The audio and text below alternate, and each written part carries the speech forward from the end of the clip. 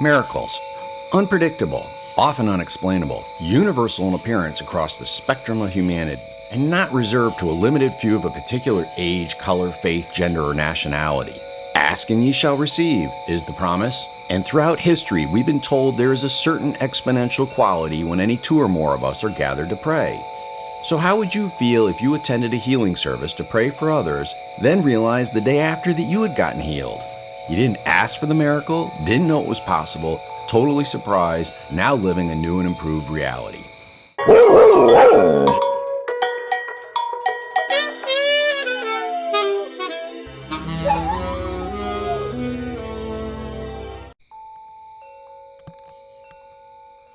Hi, my name is Chuck Scott, and this is my testimony of a physical healing and a miracle that snuck up on me. It occurred when my wife and I were attending a healing service led by Roy Henderson at mercylives.org. That was Friday night, February 12, 2016, at the American Legion, David S. Miles, Post 174 in Oxford, Connecticut. I should note that nobody paid me to produce this testimony. I don't have any financial interest with Roy Henderson or mercylives.org. This is simply my first-hand account and testimony of a miracle that snuck up on me. I didn't know it was possible. It didn't really go for myself. I went to the Oxford Healing to pray for my wife. She had been downsized unfairly, and I wanted to pray for her broken spirit as well as be a cheerleader and pray for everybody else that was praying at that event. And this was the third time that I had been to a mercylives.org healing service. It was the first time in Oxford. So you can imagine my surprise the next day when I woke up in the morning and realized that the low hum, the 10 to 20% grade pains that nagged me in my medical metal femur and left leg, the knee area, they're all built out with, it looks like a Tonka project on some case, is gone. I'm recording this 7 months plus after the fact, and this is my testimony. It wasn't a fluke. I've been healed on that level, and I'm really, really grateful. So everything you need to know about my healing, you just heard, right? The who, what, where, when, how, why kind of thing. However, I did put together 2 additional chapters. So the next chapter goes into a little bit more about the details, what it was like to attend, what I thought I saw, experienced, etc.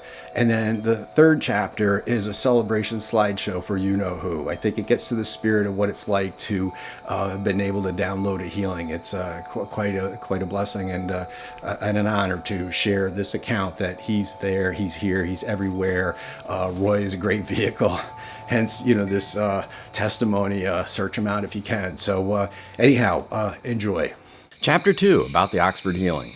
The first time I attended a healing service led by Roy Henderson was back in November 2007 at St. Mary's in Ridgefield, Connecticut. I wrote about that experience and it was published in the Ridgefield Press. A healing mass is for everybody, a virgin perspective from a spiritual cheerleader. That story is freely available to read on the Internet Archives at archive.org. The second healing service I attended was years later on Friday, April 25, 2014 at the Portuguese Cultural Center in Danbury, Connecticut. It was also the first time I did stand in line for a blessing. At the time, I didn't fall over and didn't really feel much of anything but a gentle glow of warmth and friendship. I still recall the love in that room with 50 to 70 strangers praying for a young mother and her deaf son. Front row, stage right. It was touching and an inspiring experience. I almost didn't go to this third healing service. My wife had been downsized unfairly months earlier and was really down. We had been living a chaotic space. She wanted to go and pray for her broken spirit. This was my first time at the Oxford American Legion. From the rear parking lot, we walked in one set of doors, past the door on the right to the bar area, and followed the hallway straight into another set of doors that opened into this large rectangular room. The room featured wood blonde floorboards that were well worn. The celebratory air of Christmas decorations still present hinted at lingering holiday love. The walls were decorated with military mementos, photos, trophies, and more love, evidence of lives honored and shared.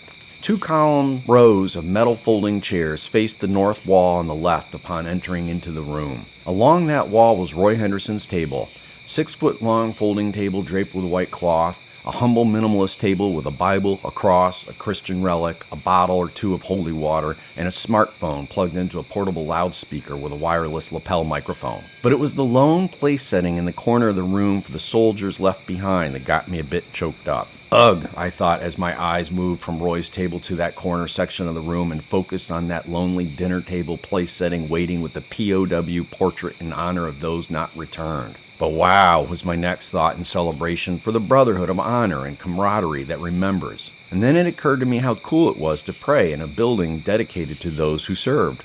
I remember thinking, that missing soldier is the reason we can freely gather and assemble to speak our minds and tolerate religious differences.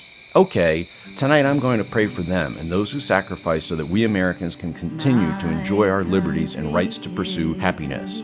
As Roy meditated a bit for focused prayer at the front of the room, the venue slowly built up as people streamed through the doors, most quietly taking their seats privately, others a bit animated to say hello to recognized friends. Shortly after 7 p.m., the service started.